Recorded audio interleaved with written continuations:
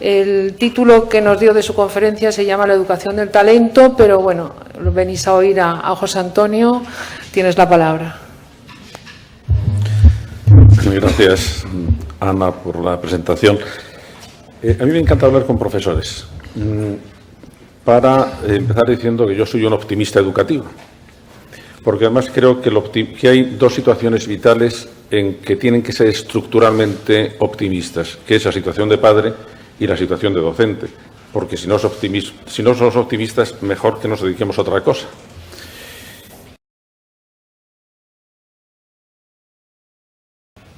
Y casi todo lo que yo he aprendido sobre educación lo he aprendido de animales, y no es porque haya tenido profesores animales en la facultad, porque yo llegué a la pedagogía por otro lado, sino por tres anécdotas. La primera es una anécdota, recuerdo de un profesor de pedagogía americano, que el primer día de clase entró y dijo a sus alumnos: miren ustedes, he dedicado este verano a enseñar a hablar a mi perro. Está ahí fuera, entonces si ustedes quieren, le digo que pase y que les haga una demostración. Los alumnos aplaudieron con entusiasmo, entonces el profesor salió, introdujo al perro, el perro se sentó delante del estrado, pasaron 5 minutos, el perro no dijo nada, pasaron 10 minutos, el perro no dijo nada, y ya un alumno se levantó y dijo: señor profesor, su perro no habla. Y el profesor dijo: bueno, esto les va a servir mucho para su profesión. Yo he dicho que he enseñado a hablar a mi perro, no que mi perro haya aprendido. Bueno, tenía razón antes Francisco al decir: el aprendizaje se da siempre por parte del alumno. Eso es siempre en primera persona. En último término, el acto de aprender es un acto personal e intransferible. Aprende el alumno y si no, pues no podemos hacer nada. El segundo ejemplo era de un caballo. En los años 20 apareció en Berlín un tal profesor von Osten diciendo que había enseñado las 4 reglas aritméticas a un caballo, que ha pasado a los libros de psicología como Hans el Listo. Y que entonces pedía al Instituto de Ciencias de Berlín que investigara el caso. El procedimiento que seguía el profesor von Osten es que enseñaba al caballo una hoja donde estaba el problema que tenía que resolver, 7×7. Y después le enseñaba varias cartulinas, en una estaba la respuesta verdadera y en las otras eran respuestas falsas. Entonces, cuando llegaba la respuesta verdadera, el caballo daba con la pata en el suelo. En presencia del profesor von Osten, en ausencia del profesor von Osten, y por fin los miembros del Instituto de Berlín dieron un informe que se notaba que estaban muy cabreados, diciendo: no queremos que el caballo, no queremos que Hans haya aprendido las 4 reglas aritméticas, pero se comporta como si lo hubiera aprendido. El único que debía estar más molesto que los demás, que fue el profesor Funks, que también ha pasado a la historia solamente por esto, siguió estudiando el asunto y por fin descubrió qué es lo que había pasado. Porque en un momento en que durante la prueba él estaba enseñando a Hans las cartulinas con las soluciones sin saber si le estaba dando la solución buena o la solución mala, entonces Hans no dio pata con bola, se desconcertó, se puso nerviosísimo, y entonces el profesor Funks descubrió que es verdad que había aprendido algo, no a sumar, a restar y a multiplicar, sino a percibir algo que hacía, o algún olor, porque es o alguna actitud o algún embaramiento que hacía el experimentador cuando le estaba dando la solución verdadera. Entonces, cuando veía eso, no sabía qué era, daba con la pata, le daban un poco de azúcar y ya está. ¿Por qué esto me pareció a mí interesante como principio pedagógico? Pues porque con nuestros alumnos nos pasa un poco lo que le pasaba a Hans el Listo. Nuestros alumnos están aprendiendo siempre algo, pero no sabemos qué. Y entonces toda nuestra sabiduría pedagógica es intentar aumentar la probabilidad de que aprendan lo que nosotros queremos que aprendan. Pero que se trata solo de cuestión de probabilidad. ¿Por qué? Y con esto contesto algo que ha dicho antes el profesor Delgado. Porque la situación de aprendizaje entre otras cosas por ser cuestiones de personas, es de tal complejidad de factores que en el momento que para hacer una prueba rigurosamente exacta aislamos solo un factor, estamos de alguna manera falseando ya el fenómeno. De manera que los estudios que hay experimentales sobre procedimientos educativos funcionan siempre que no sean muy ambiciosos, siempre que sean sobre funciones muy concretas que se puedan medir, que se puedan aislar con facilidad. Los terceros animales que me enseñaron pedagogía iban ya por otro lado. Nosotros lo que desarrollamos es el talento práctico, que es la gran inteligencia. ¿Cuál es la diferencia entre talento práctico y talento teórico? El talento teórico resuelve problemas teóricos y los problemas teóricos se resuelven cuando conozco la solución. En cambio, los problemas prácticos no se resuelven cuando conozco la solución, sino cuando la pongo en práctica, que suele ser complicado. ¿Por qué? Porque en el momento de ponerlo en práctica, las ideas solo no funcionan. Funciona la situación, funcionan los deseos, funcionan los miedos, los del profesor, los del no profesor, las expectativas, el pesimismo, el optimismo, el aburrimiento. Y entonces, en toda esa maraña situacional, hombre, si tenemos suerte, hacemos un clarito a ver si puede haber transmisión o construcción o lo que sea de conceptos y de ideas. Porque una clase es una situación de alto contenido emocional por las dos partes, por parte del profesor y por parte del alumno. Y entonces lo que en teoría parece que iba a funcionar, a lo mejor en la práctica no funciona. Y ese es el ejemplo que yo pongo a mis alumnos. En los años 50 del siglo pasado hubo en China una plaga de ratas que se comía las cosechas de arroz. Entonces el gobierno, que no tenía dinero para una campaña sistemática de desratización, se le ocurrió una idea teóricamente magnífica. Somos 1.000 millones de chinos, si cada chino mata 3 o 4 ratas, nos quitamos de en medio la plaga de ratas en un pispás. Y para motivar al chino a que matara ratas, quien se presentaba con un cadáver de rata en la comisaría, se le daba una propinilla. ¿Por qué no funcionó? Pues porque el gobierno no pensó que los campesinos iban a hacer cuentas y a comprobar que era más rentable criar ratas que plantar arroz.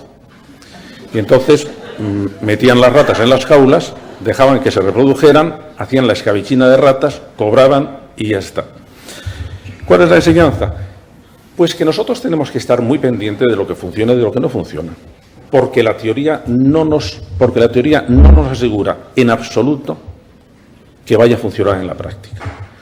Por ejemplo, en teoría era muy buena la integración de las personas con alguna discapacidad dentro del sistema educativo estándar. Bueno, ahora sabemos que ha funcionado bien en los cursos de primaria y no funciona en los cursos de secundaria. Pues ¿por qué? Porque la relación entre los alumnos es muy complicada. Y sí es verdad que la integración en los primeros cursos era muy buena y evitaba discriminaciones aceleradas, pero después para que el niño progrese tiene que tener una discriminación positiva. Ese niño necesita otro tipo de cosas. Bueno, pues lo aprendimos de la práctica porque no podíamos aprenderla de otra cosa.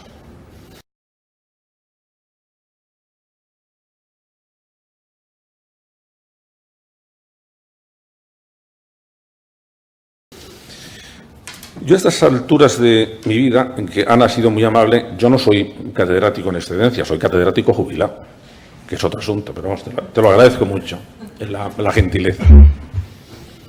Ahora tengo que elegir los temas a los que me voy a dedicar. He tratado en mis libros de muchas cosas, he tratado sobre la inteligencia, sobre los mecanismos de la creatividad, sobre el lenguaje, sobre la voluntad, tema verdaderamente importante para la educación, sobre por qué hemos perdido el concepto de autoridad, sobre los sentimientos, sobre la religión. Y al final creo que la gran creación de la filosofía, lo que yo estoy intentando es hacer una teoría de la inteligencia que empezase en la neurología y terminara, sin que yo pensara que iba a terminar ahí, que terminara en la ética. Menos mal que ahora grandes neurólogos como Gazzaniga, lo último que acaba de publicar es el cerebro ético, con lo cual ahora me parece que fui un adelantado de la neurología actual. Pero en este momento me parece que a lo mejor que puedo dedicarme es a la educación, no solo a la enseñanza, sino a la educación como gran función, entre comillas, metafísica. ¿Por qué digo esto? Mirar, cuando lo que caracteriza a nuestra especie, lo que caracteriza a la especie humana, y por lo que deberíamos definirla, es porque es la única especie que educa a sus crías. Y que, por lo tanto, deja a sus crías no solo una herencia genética, sino que deja también una herencia cultural. Y claro, lo de la herencia cultural nos hace a todos seres híbridos. Yo cultivo maíces. Y cuando veo las mazorcas de maíz, que ahora son unos mazorcas de maíz enormes, con una cantidad de granos tremendos y además con tratamientos, casi todos ellos proceden de Monsanto y por tanto tienen tratamiento genético, de ingeniería genética. ¿Ese maíz es un producto natural? Hombre, es un vegetal. Ya, pero es un vegetal penetrado de cultura. De manera que es un ser híbrido de naturaleza y cultura. Si eso se da hasta en las plantas, imaginaros lo que es el ser humano. Cuando nace el cerebro de un niño, sé que es una exageración lo que voy a decir, pero bastante notable, prácticamente es igual que el cerebro de un niño, pues después de la última mutación genética, que es la que dio origen al lenguaje, que sería posiblemente hace unos 200.000 años. Ya, pero 6 años después, ese cerebro no se parecería al cerebro de un niño de hace 200.000 años prelingüístico.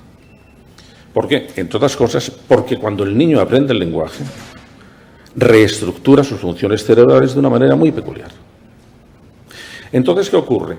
Que lo que estamos haciendo en el periodo educativo es que todo lo que la humanidad ha tardado aproximadamente como mínimo 200.000 años en inventar, el niño lo aprende en 6, 7, 8, 9 años. Y que si no le transmitiéramos esa cultura, volveríamos a un estado de primitivismo prelingüístico. Y que por eso Nietzsche decía, el hombre es un animal no fijado todavía. Efectivamente, es que no está fijado. Es que como uno de los, desde el punto de vista biológico, sí está fijado.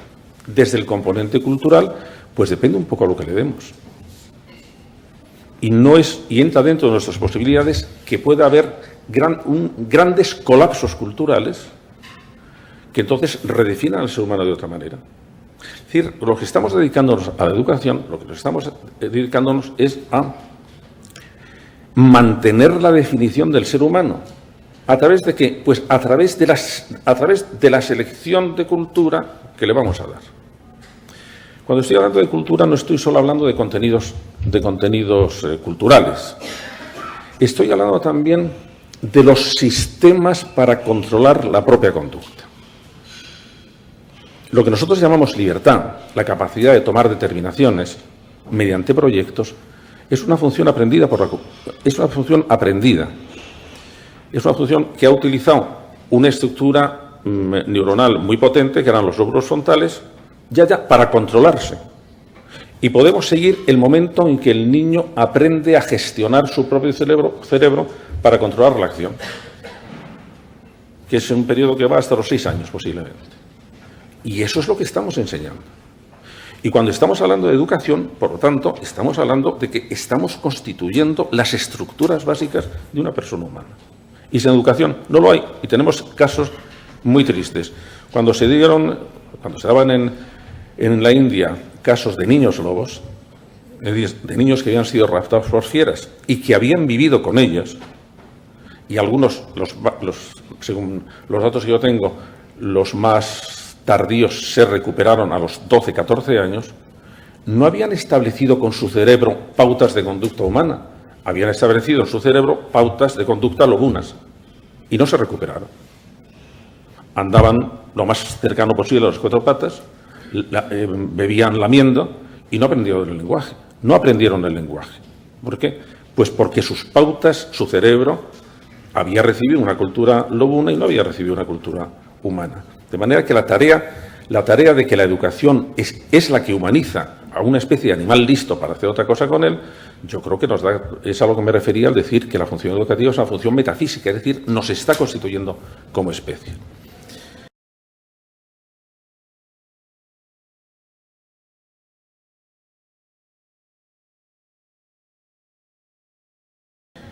Y entonces, ¿qué tenemos que educar? Bueno, pues yo creo que tenemos que educar dos cosas. La educación es un conjunto de dos elementos. Un elemento de instrucción es aquel contenido de conocimientos o de procedimientos que nos parece que es interesante para que el niño y para que el adulto, bueno, esté bien ajustado a la situación en que está, a la sociedad en que está, al futuro que le espera. Y hay otro elemento, que es tenemos que formar las estructuras básicas de la personalidad de ese niño o de ese adolescente. Vamos, tenemos que ayudarle a que él las vaya adquiriendo. Y eso es absolutamente fundamental.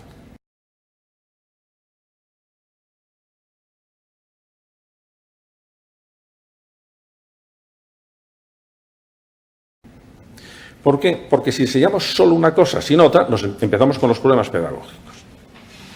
¿Qué es? ¿Qué os preocupa a vosotros como profesores? ¿Que no sabéis cómo explicar una cosa?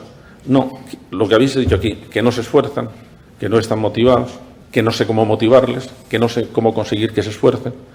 Claro, es que esa es realmente la tarea educativa más potente porque ella va a arrastrar a los demás. ¿Y sabemos hacer algo? Claro, sabemos hacer mucho. Sabemos hacer mucho. Lo que pasa es que eso no parece que sea necesario enseñarlo a los que se van a dedicar precisamente a eso. Eso es lo que he estado haciendo yo en los últimos años. Es decir, lo que en los últimos años he estado es viendo a ver qué conocimientos y qué buenas prácticas había en el mundo hasta donde yo he llegado. ¿Para qué?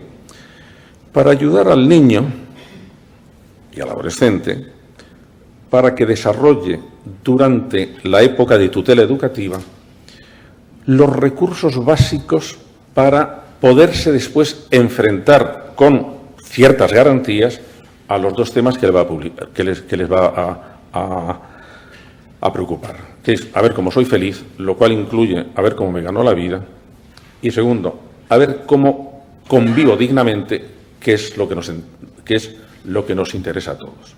Y dentro de esas estructuras están las estructuras para acercarnos a la libertad y para acercarnos a la felicidad y las estructuras para poder entendernos entre nosotros, porque somos una especie solidaria, pero que no nos entendemos.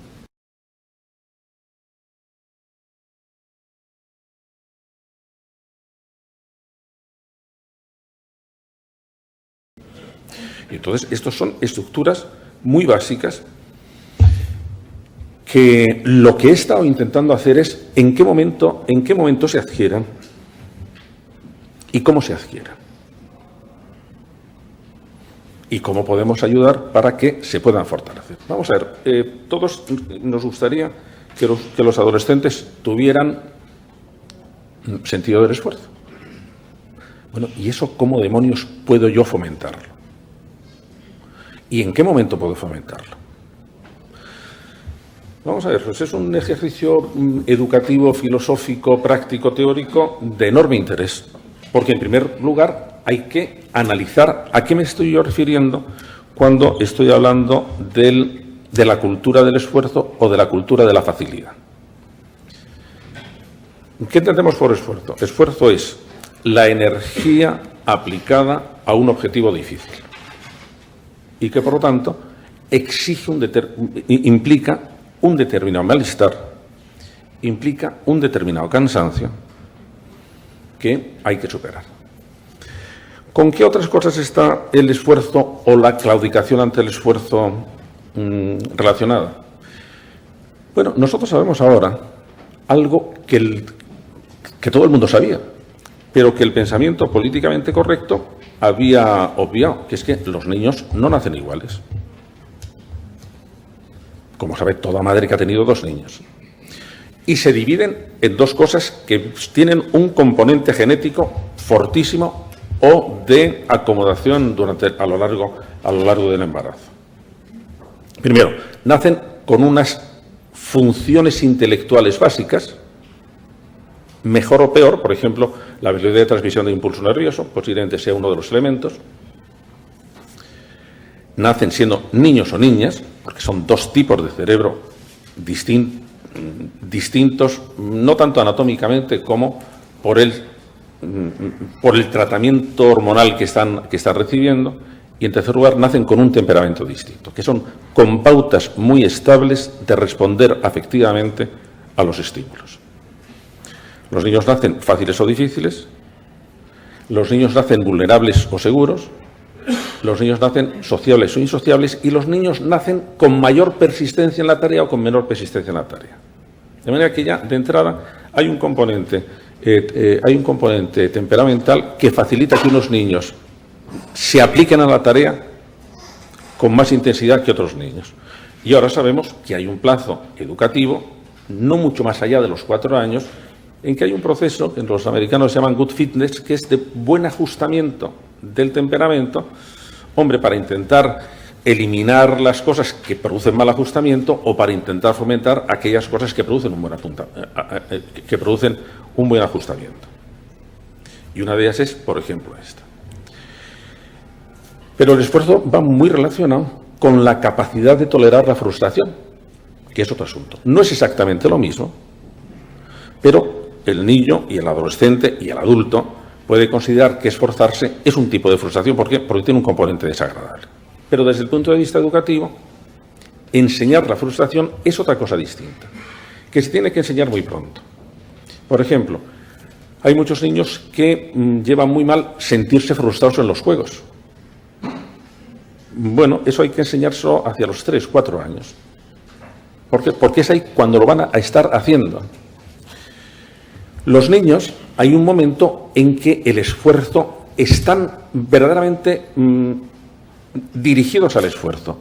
Erich Fromm, que decía muchas cosas muy raras, pero en esa me parece que tenía razón, hizo un estudio que se titulaba ¿Es verdad que todos los seres humanos son perezosos?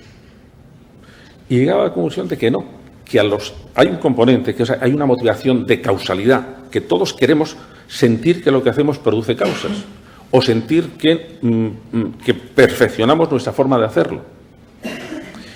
Bueno, y ese es uno de los componentes básicos de cualquier tipo de motivación. Los niños, como los adultos, lo hacemos por 3 cosas. O porque nos da placer, o porque nos permite vincularnos socialmente con los demás y ser reconocidos por ello, o porque nos hace sentirnos importantes, creadores, expansivos, con más posibilidades. Cuando el niño nace con las 2 primeras. Nace buscando el bienestar y nace buscando la vinculación social. Pero a los 3 años dice algo que no debíamos olvidar nadie de los que nos dedicamos a educación, y no olvidarlo nunca, porque necesitamos decirlo hasta el momento de nuestra muerte. Pero nos da vergüenza. El niño hacia los 3 años dice, todos, mamá, mira lo que hago. ¿Qué está pidiendo el niño? El niño lo que está, primero, sintiendo que progresa y pidiendo que alguien se lo reconozca. Bueno, ese es el gancho educativo que tenemos. Es decir, uno de los derechos fundamentales de los niños es todo niño debe tener su minuto de éxito. Su minuto de éxito conseguido por él, no por una especie de boelicona excitación de su autoestima. No, que el niño se siente eficaz. Porque cuando el niño se siente eficaz por haber hecho algo, es tan sumamente maravillosa esa experiencia, como lo es para nosotros, que el niño va a querer repetirla. Va a querer volver a sentir esa satisfacción de haber hecho algo. Bueno, estas son las cosas que tenemos de la motivación. Entonces, el niño a los 2 años y medio, a los 3 años, que está queriendo progresar, es el momento de llevarle a un tipo de endurecimiento en la acción. ¿Por qué es tan importante el deporte? Aparte de porque una de las pocas cosas que la neurociencia en este momento nos ha dicho clarísimamente acerca de los fenómenos de aprendizaje, es que el ejercicio físico mejora la memoria. Mejora la memoria. Bueno, estaría estupendo que pudiéramos introducir más ejercicio físico dentro del periodo de horario escolar. ¿Por qué? Porque mejora los mecanismos de la memoria. Y además endurece. Y además el cansancio forma parte del mecanismo normal. Pues a mí me gusta decir a mis alumnos y a mis colegas que nos debíamos considerar, no llamarlos ni maestros ni profesores, llamarlos entrenadores. Ah, sí, yo soy tu entrenador en matemáticas. ¿Y eso qué significa? Que un entrenador no juega, Los que juegan son los otros. Si yo no puedo jugar por ti, tienes que jugar tú. Yo sé cómo tienes que jugar. Yo sé cómo tienes que jugar. Y por lo tanto, tú dime si quieres jugar o no quieres jugar. Porque es así, esa es una decisión que vas a tomar tú. Entonces ya veis cómo a lo largo de todo el periodo educativo, por ejemplo, no nos estamos dando cuenta de que los dos últimos grados de primaria son absolutamente fundamentales. 10, 11, 11, 12. Porque es el momento en que tenemos que resolver allí una serie de problemas que, como no se resuelvan, antes es demasiado prematuro y después no los van a resolver porque en secundaria tenemos muy poca capacidad de resolver esos problemas, que son, por ejemplo, el problema de la agresividad, que son, por ejemplo, el problema de la timidez o del miedo, que son el problema de la dificultad de relacionarme con los demás, y que es uno ya muy académico, que como no tengan comprensión lectora, en secundaria no se la damos. De manera que tienen que salir con eso, porque si no se van a hundir. Se van a hundir porque el paso secundario es un reto evolutivo. Y en los retos evolutivos se cargan, que se dan en varios momentos de la vida del niño, del adolescente, del adulto y del viejo, son momentos en que tiene que poner en juego todos los recursos que ha sido capaz de asimilar y todos los que pueda tener alrededor. El momento del paso secundaria es un reto evolutivo muy complicado, porque al chico y a la chica se le están mezclando muchas cosas. Pero yo acabo ahora de venir de Harvard y ahora están dando allí desde la neurología, están dando una visión de la adolescencia absolutamente distinta. Están viendo que, aunque habíamos repetido durante muchos años que el gran momento expansivo del conocimiento son los 6 primeros años, porque es cuando la riqueza en la formación de sinapsis va a toda velocidad y que luego empieza la poda, pues ahora, por lo visto, a partir de los 13, 16 años, es un momento otra vez de enorme sinaptogénesis. Y que lo que le pasa al chico y a la chica no es tanto la descarga hormonal y que se le cruzan los hilos, como que está teniendo muchos hilos. Y que es como si lo hubiéramos puesto de conducir un 600 a conducir un Ferrari. Bueno, el topetazo está casi seguro. Pero cuando le explicamos a los chicos que lo que tienen que hacer en esa edad es aprender a gestionar su cerebro, ese tipo de orientaciones pues dan resultados, porque se está sintiendo protagonista de lo que está haciendo. Entonces, después de todo esto, cuando ya queremos fomentar el esfuerzo, no como dato de personalidad, que hay personas tenaces y personas veleidosas, sino respecto de una tarea, entran en juego otros procedimientos para intentar fomentar el esfuerzo para una tarea concreta.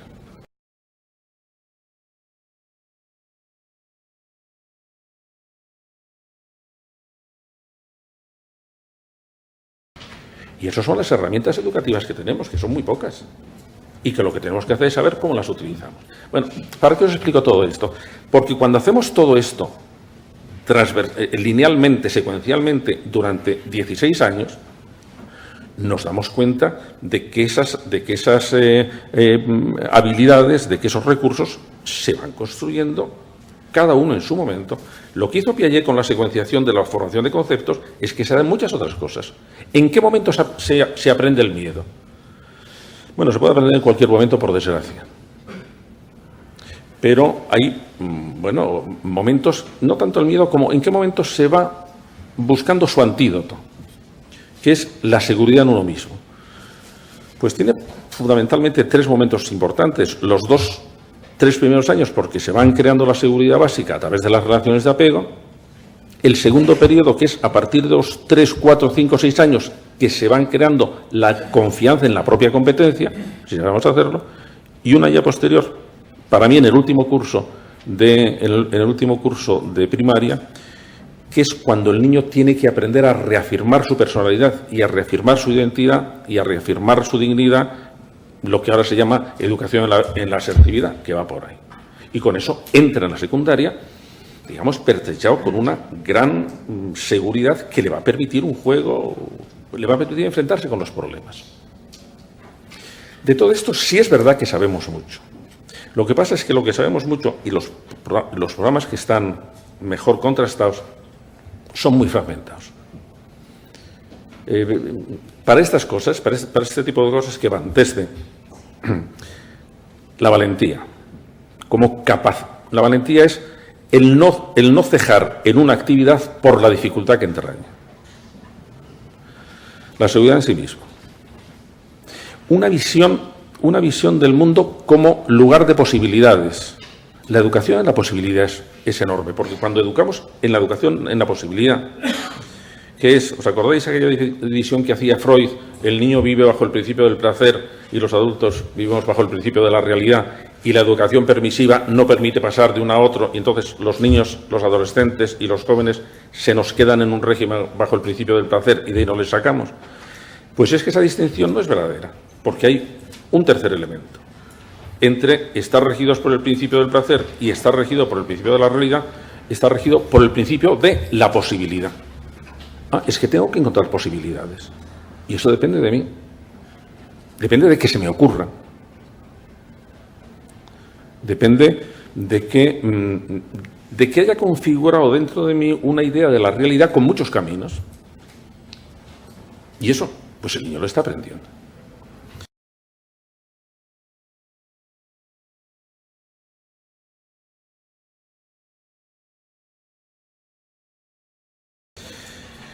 Para mí el hecho de haber seguido estos recursos básicos a lo largo de 16 años en un programa educativo, sin tener ningún tipo de coacción, nada más que, mira, esto es lo que me parece a mí que es lo mejor que se puede hacer, para mí ha sido una experiencia absolutamente deslumbradora, porque me hace ver la cantidad de posibilidades educativas que tenemos.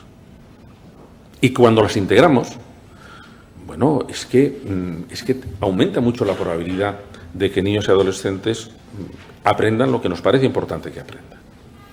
El problema que yo tenía entonces es, ¿y esto qué puedo hacer con estos programas tan detallados, tan rigurosamente fundamentados, con una carga bibliográfica tremenda? ¿Qué hago? Yo creo que se debía introducir dentro del sistema educativo. ¿Cuáles son los dos agentes educativos importantes? Los padres y la escuela. ¿Por dónde habría que empezar? Ahí yo me he decidido por los padres.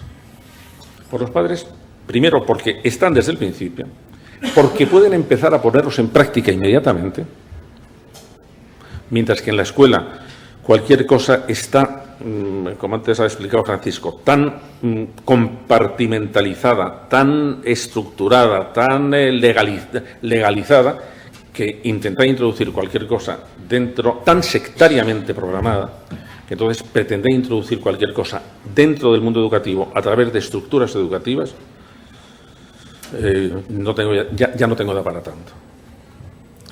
Entonces, con los padres sí, porque los padres pueden empezar a ponerlos en práctica ya. Y si conseguimos movilizar a los padres que se acerquen a la escuela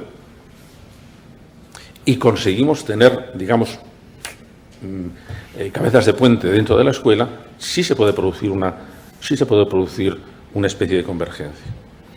Pero fue por esto por lo que hace 3 años fundé la Universidad para Padres, en que son los padres los alumnos, que se matriculan según la edad de sus hijos, y hasta ahora, voluntariamente, por supuesto, van pasando ellos de edad de curso a curso siguiendo a sus hijos, lo cual significa que les sirve para algo, y donde con lo que se enfrentan es con la posibilidad de empezar a fomentar en sus hijos estos recursos básicos. Además lo entienden muy bien, porque es decir, mirad, si a todos os parece que es estupendo dejar a vuestros hijos un capitalito económico. ¿Por qué? Porque les va a facilitar la vida. Bueno, pues lo que debéis pensar es que le podéis dejar también un capital personal, los recursos personales, que son intelectuales, afectivos, volitivos y morales, con los que va a estar en buenas condiciones.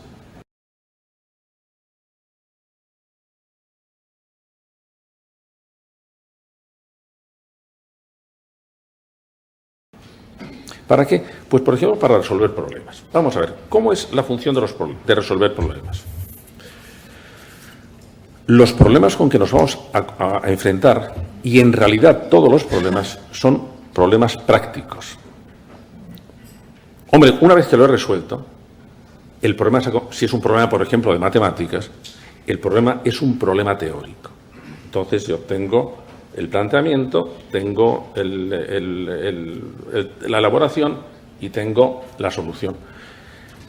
Yo recuerdo que Miguel de Guzmán, que es uno de los grandes, de las personas que más ha hecho en España por la didáctica de las matemáticas, que curiosamente sus libros de texto a mí me parecen malísimos, pero los libros que tiene de resolución de problemas, de cómo se resuelven problemas, a mí me parecen brillantísimos. Decía, bueno, que esto de resolver problemas, quien crea que es una operación racional, pues engaña. ¿Por qué? Hombre, claro que es racional.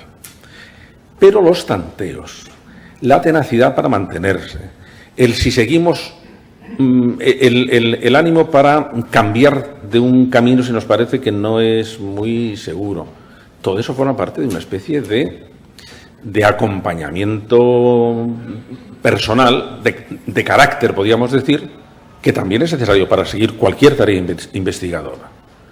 Hombre, porque la diferencia que tenemos con un ordenador es que el ordenador no se cansa y nosotros sí. Y cuando estamos emprendiendo cualquier tipo de proyecto científico, que es teórico, lo que nos está manteniendo en la actividad para mantener ese proyecto científico es de otro tipo. Es personal, es mi afán de conocimiento, es mi afán de fama, es mi afán de dinero, es mi afán de epatar al compañero, es pues un montón de cosas.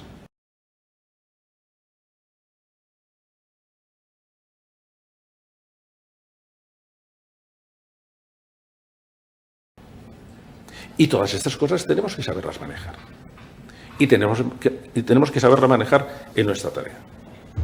Y a mí lo que me ha interesado es hacérselo ver a los padres con procedimientos muy prácticos, porque ahora estamos hablando de temas prácticos. Ahora, por ejemplo, este año ya están, la matrícula se abre hasta el día 15 de junio y ya están todos los programas hasta los 16 años. De manera que ya está todo el proceso educativo. Y nos hemos encontrado con cosas muy interesantes. Por ejemplo, tenemos una escuela para enseñar, todo es online, porque ya sabéis que las cosas presenciales no funcionan, pero una escuela para aprender a hablar con adolescentes. ¿Por qué? Bueno, porque es muy complicado. Es muy complicado por la cantidad de malentendidos que suelen surgir. Antes os preguntaba qué opináis de las competencias. Bueno, la ventaja que tienen las competencias es que la definición que a mí me parece mejor, que es no la que ha dado el grupo que ha trabajado con la Unión Europea, sino el grupo que empezó trabajando con la OCDE, que es el grupo de SECO, que trabajaba en Suiza. Tiene una definición de competencias muy interesante. La primera mitad no, porque es el conjunto de conocimientos, de actitudes, de procedimientos. Esto ya nos lo sabemos. Lo interesante es la segunda parte. Necesarios para responder a las demandas complejas de la situación. Entonces, esta segunda parte era la parte interesante, que es, primero tenemos que ver cuáles son las demandas complejas de la situación. Porque eso es lo que va a dirigir qué tipo de conceptos, qué tipo de procedimientos y qué tipo de actitudes vamos a intentar fortalecer. Porque algunas pueden no servir. Por ejemplo, ¿es bueno desarrollar la empatía? Pues sí. Si no tenemos empatía, no comprendemos a la otra persona. Bueno, pero yo las personas con más empatía que conozco son los timadores profesionales. Es que, se conocen a la otra persona, pero hasta las entretelas. Hombre, la empatía será buena si va dentro de un marco más amplio y respondiendo a unas demandas de la situación muy estrictas. La buena convivencia, la convivencia justa, la convivencia moralmente clara. ¿Cuáles son las competencias lingüísticas? Que es por lo que ha salido esto. Hombre, tendremos que comprender y expresar, por ejemplo. Y dentro de comprender vamos a vamos a intentar eliminar los malentendidos. Eso tiene algo que ver con estudiar qué es el lexema, el semema, el morfema, el argilexema, cosa que no interesa a los profesores de lengua, y con toda la razón, que se esfuerzan por que les interese a los alumnos, pero con una absoluta falta de convicción, porque claro, si los alumnos oyeran lo que los profesores decimos sobre lo que estamos enseñando en las salas de profesores, pues iban a pensar que éramos unos caraduras. Por lo tanto, otra vez tengo que explicarles el rollo este del semema. Y además es que se me ha olvidado el año pasado, ¿sabes? Porque como no vale para nada. ¿Y por qué no dedicarse a estudiar situaciones lingüísticas reales? Yo, como ya tengo muchos años, los profesores muy viejos, hay una experiencia que nos hace mucha gracia, que es cuando encontramos a un alumno después de muchos años y le preguntamos, oye, ¿y tú de qué te acuerdas? Y entonces casi todos dicen, pues yo de filosofía muy poco. Pero siempre se acuerdan con toda claridad de algunas cosas. En mi caso, se acuerdan todos del consejo que les daba y de la alcachofa, que es otra historia. El consejo que les daba tenía que ver con esto. Yo les daba clase de filosofía. Les daba un consejo a los chicos y un consejo a las chicas. Precisamente porque creo que los conflictos... No miento, no lo creo. La Asociación Americana de Psicología ha dado unas estadísticas diciendo que más del 80% de las parejas matrimoniales que van a los consultores matrimoniales en Estados Unidos se quejan de algo que tiene que ver con el lenguaje. Que es, o no hablamos de ciertas cosas, o no nos entendemos. De manera que, cuando lo decía porque sé que esto es un problema. Entonces, el consejo que daba a las chicas es, mirad, tenéis que tener en cuenta que durante la época del noviazgo, del cortejo, del ligue, o como queráis, a los chicos se les despierta una locuacidad efímera. Hablan más que nunca y luego se les pasa. Con lo cual, la primera protesta es, oye, es que ya no me dices. El consejo que daba a los chicos era distinto. Era, bueno, tenéis que saber que durante la época del noviazgo, del cortejo o del ligue, las chicas escuchan más y mejor que en el resto de su vida. De manera que entonces los problemas no van a ser, los problemas van a aparecer por otro lado. ¿Qué es lo que me interesaba a mí decirlo? Oye, que el tema del lenguaje y el tema de la comunicación lingüística es absolutamente nuclear dentro de cualquier tipo de relación. Y que cuando empezamos a estudiar ejemplos tan sencillos como el siguiente.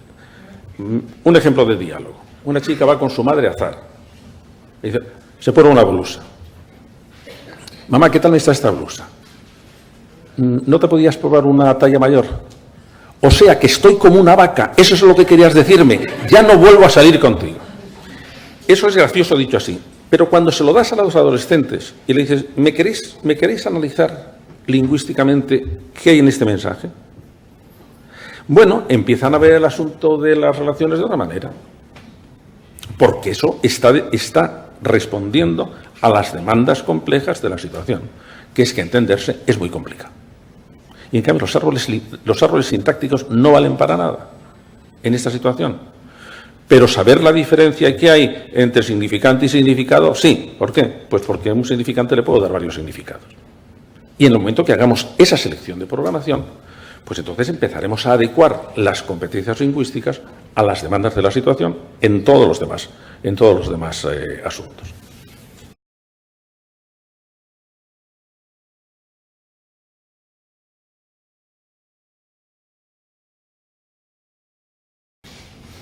Os decía al principio que yo soy optimista educativo y que, por lo tanto, es que creo que podemos hacer muchas cosas.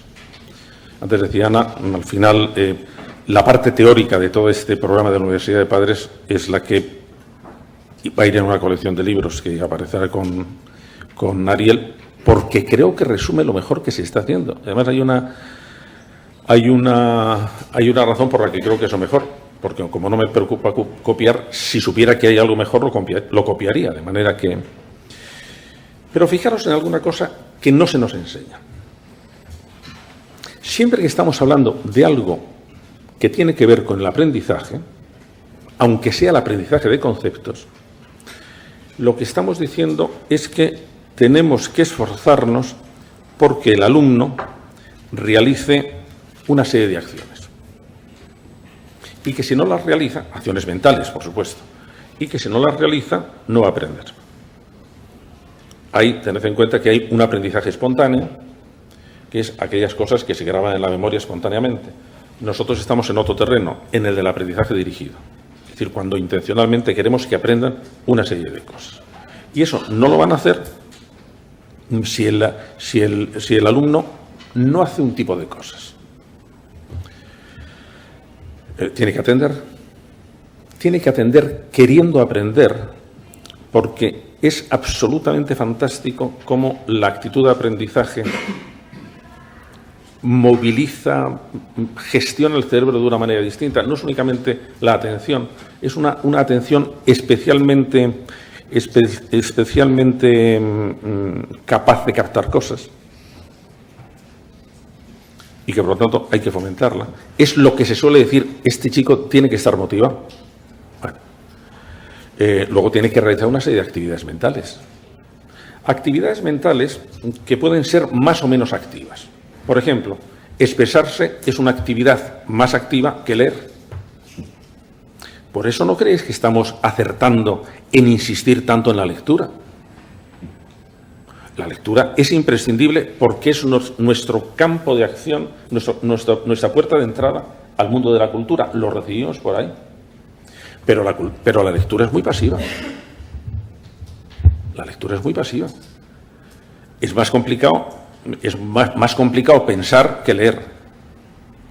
Y cuando decimos que los niños, las niñas, los adultos o las adultas tienen que leer, no es para que se queden leyendo. Es decir, no nos parece que sea un modo maravilloso de vida yo me levanto por la mañana, me pongo a leer y estoy leyendo literatura fantástica, lo que sea, hasta las 10 de la noche. ¿Y para qué hace eso? Puede decir, para divertirme. Ah, bueno. Pero el argumento de hay que leer porque es muy divertido tiene un recorrido muy cortito, porque en el momento que dices, pues mire usted, a mí me divierte más bailar el tango, pues se acaba la discusión. Pues tú te quedas con la lectura y yo me quedo con el tango. No, cuando estamos hablando de la lectura, estamos hablando porque la lectura nos parece necesario para otras cosas, para el momento expresivo, para pensar mejor, para entenderme mejor, para comunicar mejor, para tener una visión poética de las cosas, en el caso de la poesía. Porque es eso lo que tenemos. Entonces ocurre que la actitud activa es uno de los grandes recursos que tenemos que fomentar en nuestros niños. Porque una actitud activa significa una postura muy peculiar respecto de las cosas. Las encuestas, esto ya son los estudios que tenemos acerca de las personalidades pasivas, pues tienen muchos riesgos. No se enfrentan con los problemas, se enrocan en sistemas de defensa, tienen un porcentaje de depresiones mucho mayor que los demás y tienen un porcentaje de dependencias mucho mayor que los demás.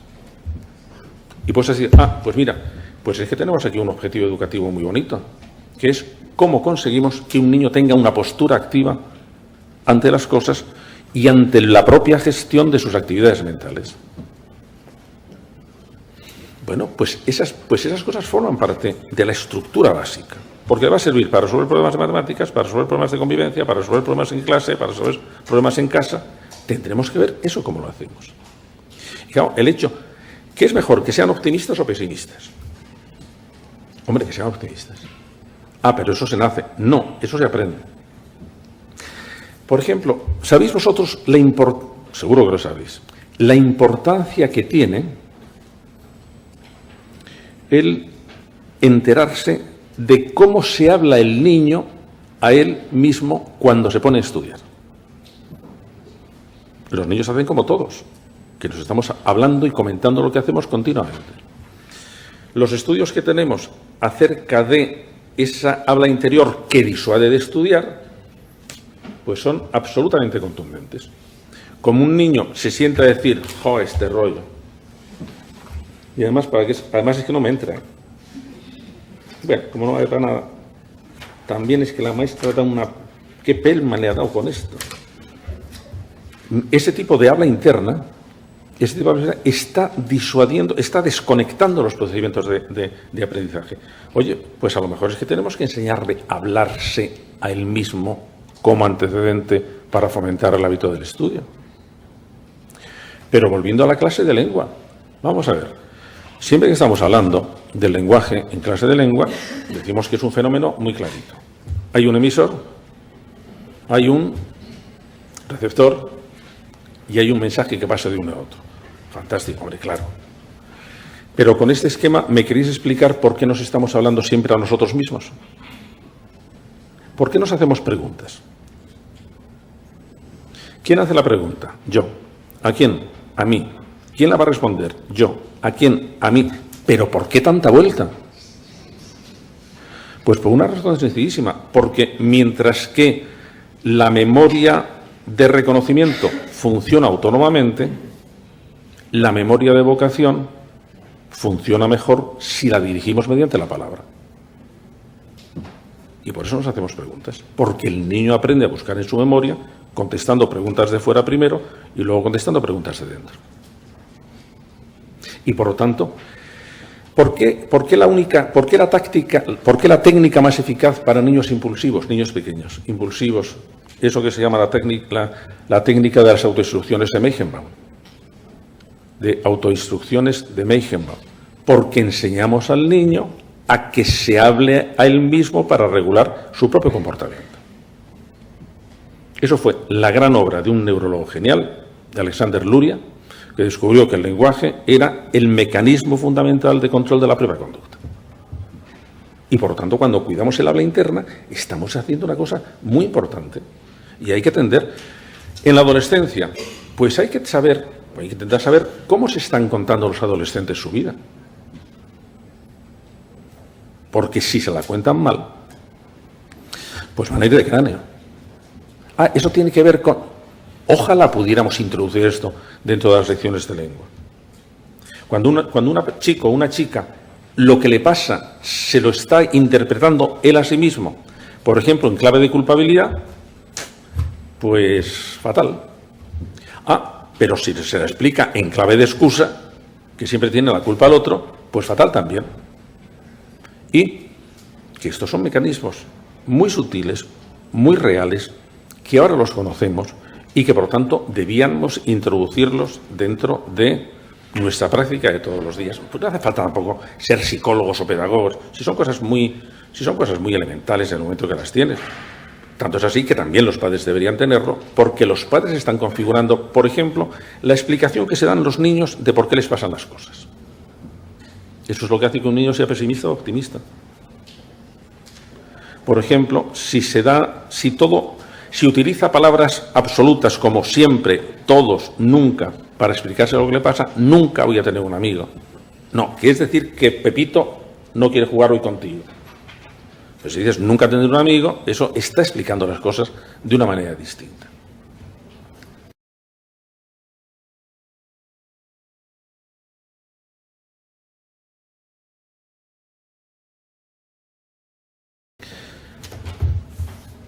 ¿Y con todo esto qué hacemos?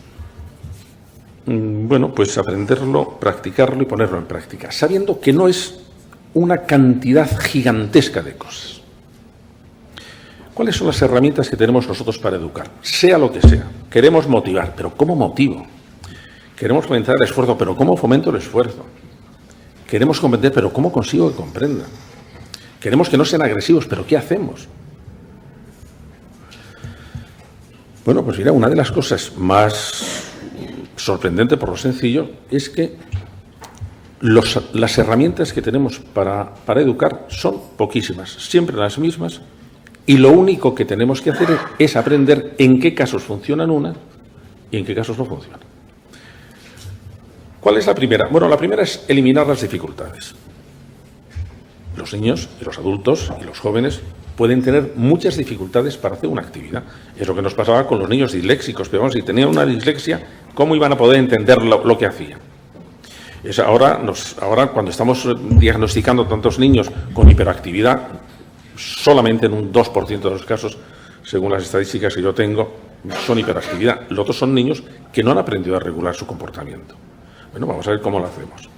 Hay que quitar primero algunos de los obstáculos, algunos pueden ser escolares. Los niños se empeñan, o los adolescentes se empeñan en estudiar en ambientes muy ruidosos.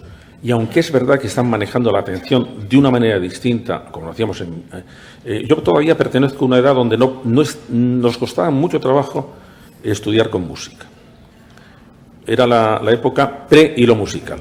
Tanto que cuando apareció el hilo musical, la gente decía, pero vamos a tener música todo el día en una casa, en una consulta. Bueno, la música era una cosa muy puntual. Ahora no, ahora nuestros chicos atienden muy bien, hasta con 3 y 4 canales distintos. Posiblemente saltan de uno a otro con mucha rapidez, pero lo cierto es que atienden en paralelo con mucha facilidad. Pero hay algunas veces que se pasan. Bueno, eso es eliminar obstáculos. ¿Y después qué tenemos? Hombre, lo más elemental, tenemos el premio. Todos los seres vivos evolucionados, animales evolucionados, tienden a repetir la conducta que es premiada. ¿Vale para todo? Vale para casi todo, si descubrimos qué es lo que resulta premio para esa persona concreta. Porque podemos no saberlo. Segundo gran recurso, el castigo. ¿Vale para todo? No, no vale para todo, pero para algunas cosas vale de una manera absolutamente fantástica. No vale para fomentar conductas, pero vale para evitar conductas. Y entonces, cuando haya conductas muy concretas que se quiere evitar, bueno, a ver por qué el carnet de puntos ha funcionado. Pues ha funcionado porque el otro no había funcionado. Y eso, en cambio, ha funcionado. Lo que pasa es que tenemos que ver, si yo quiero fomentar el hábito de la lectura, el castigo pues no me vale para nada. Si yo quiero que un niño no meta los dedos en un enchufe, el castigo sí vale para algo. Tercera cosa. En algunos casos el modelo es lo principal. La tendencia a imitar es una tendencia fortísima en los seres humanos, y entonces si proponemos buenos modelos, aumentaremos la probabilidad de que los cumplan. Solamente aumentamos la probabilidad, pero el modelo, sobre todo en los hábitos de comportamiento, en los hábitos morales, es muy importante. Cuarta cosa, las creencias básicas que tenga el niño. Si yo quiero cambiar la conducta de una persona, uno de los procedimientos que tengo es cambiar las creencias que tiene el niño.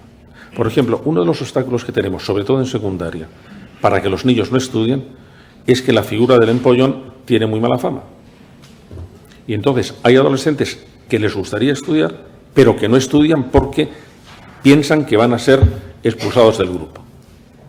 Allí lo que están funcionando son las creencias que tiene este niño o este adolescente acerca de lo que hay por debajo de eso. Quinto, bueno, si cambio los sentimientos de una persona, voy a influir en su comportamiento. Por ejemplo, si yo explico una cosa con entusiasmo, es muy fácil que contagie mi entusiasmo al alumno. Y si lo explico con desánimo o con desgana, pues se voy a contagiar mi desgana. De manera que estamos jugando con un tipo de acción sobre los sentimientos de esa persona. En las escuelas de Estados Unidos, por ejemplo, dan muchísima importancia, y nosotros no lo hacemos, al sentimiento de pertenencia del alumno a una escuela. Consideran que fomentar, yo es que pertenezco a esta escuela, bueno, y es como la pertenencia a un equipo. Yo quiero que mi equipo gane. Bueno, pues yo quiero que mi escuela gane. ¿Y gane en qué? En que saque, a ser posible que saque mucha gente muy buena nota, que sea muy brillante, que los resultados sean estupendos, a que tengamos un prestigio de buena escuela. Nosotros no cuidamos nada de la pertenencia a la escuela. Hasta hemos quitado las únicas acciones que había de identificación con los centros, que eran las ceremonias un poco solemnes de inauguración o los de clausura. Eso nos ha parecido que era una imbecilidad. Ahora el nuevo gobierno de Inglaterra, los gobiernos de ingleses son fantásticos. En el momento que llegan, dicen que lo importante es la educación, luego no saben muy bien qué hacer con ella. El nuevo gobierno ha dicho que el acertar con un buen uniforme es un componente del éxito de la escuela fantástico. Bueno, en muchos casos es verdad. Si se considera que el uniforme es como en los colleges de la universidad inglesa, que claro, llevar la chaqueta de Eton, o llevar la chaqueta de Oxford, llevarla de Cambridge, es una señal de orgullo de decir, yo soy de Oxford, yo soy de Cambridge. Pero lo que sí es cierto es que hay una serie de sentimientos alrededor que están influyendo en nuestra manera de colocarnos de las cosas, que tiene una influencia. Nosotros tenemos que ser retóricos, ¿eh? Sabéis que la retórica era el arte de mover los sentimientos mediante la palabra. Todo profesor tiene que ser un retórico, porque tenemos que saber mover los sentimientos mediante la palabra. Y por último, el razonamiento. No es que sea muy poderoso, pero es, digamos, la última línea de resistencia. Al final, las otras cosas funcionan si en último término, sobre todo en la adolescencia, podemos dar las razones. Y no tenemos más. Y antes, cuando uno de vosotros preguntaba, ¿y cómo se puede hacer? Pues es sabiendo utilizar estos elementos que tenemos, porque no hay otros. Porque no hay otros. Y el único asunto, que eso que yo enseño a mis padres, es a ver si vais aprendiendo cuándo funciona uno y cuándo no funciona otro. ¿Para qué? Pues hombre, porque ahí está el sexto sentido, el buen ojo educativo. Yo creo que esto va a funcionar, pero con la idea de que no son infinitos recursos los que tenemos, que son estos pocos, y que por lo tanto nuestra sabiduría es a ver cuándo aplicamos uno o a ver cuándo aplicamos el otro.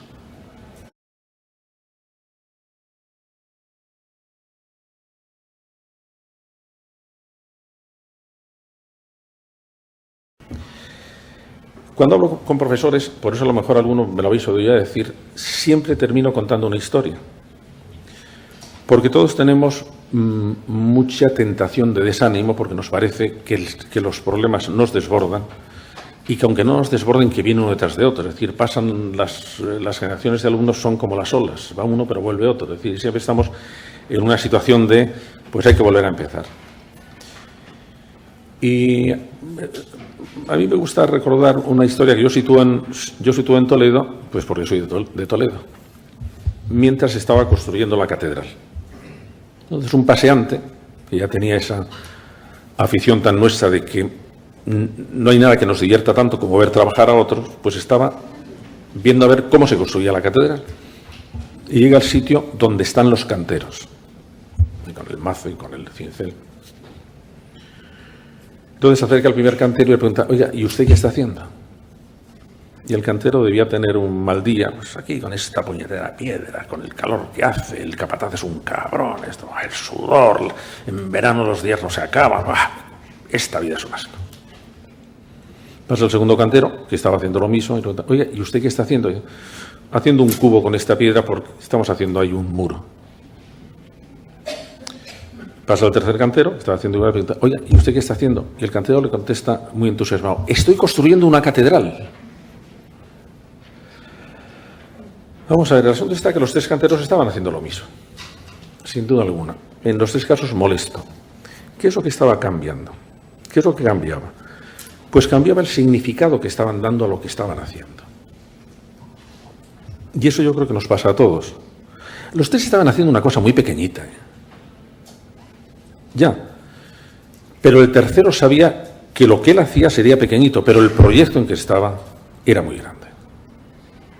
Y eso le permitía conseguir algo que necesitamos todos. Todos queremos salvarnos de la insignificancia. Todos queremos salvarnos de la insignificancia. No queremos ser insignificantes. No queremos ser transferibles. Hombre, queremos que el hecho de entrar en una clase o el hecho de levantarnos sea significativo para alguien. Porque es que lo necesitamos. No podemos sentirnos insignificantes. No podemos sentir que no progresamos. No podemos sentir que no estamos haciendo nada significativo. Hablamos mucho del aprendizaje significativo, pero la acción significativa es muy importante.